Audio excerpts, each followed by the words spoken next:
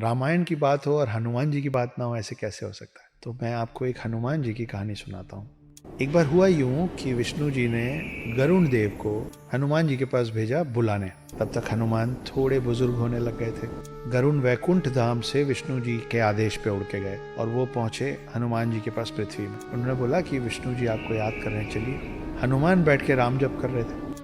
हनुमान बोले कि आप चलिए, मैं पीछे पीछे आता हूँ आपके। गरुड़ को लगा मुझे तो सिर्फ यही कहा गया था कि इनको इन्फॉर्म करना है, इनको सूचित करना है, मैंने अपना काम कर दिया।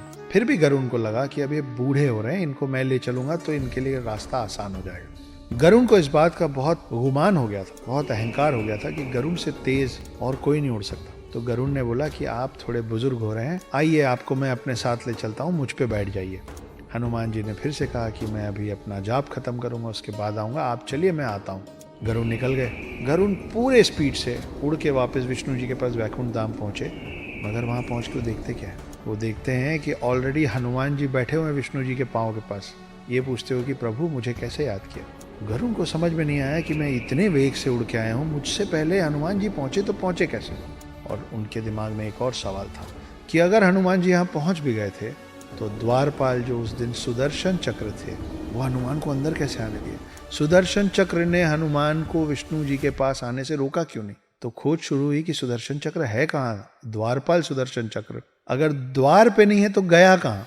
विष्णु जी मुस्कुराए और हनुमान जी बोले, हे हनुमान, कहाँ है मेरा सुदर्शन। हनुमान जी ने मुंह खोला और मुंह के अंदर से सुदर्शन चक्र निकला।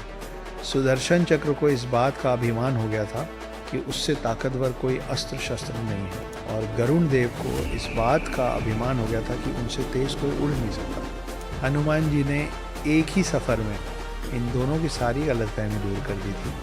वो अस्त्रों में सर्वश्रेष्ठ सुदर्शन चक्र को निगल गए थे और गरुड़ से पहले विष्णु जी के पास पहुंच गए थे। ये हैं हमारे हनुमान।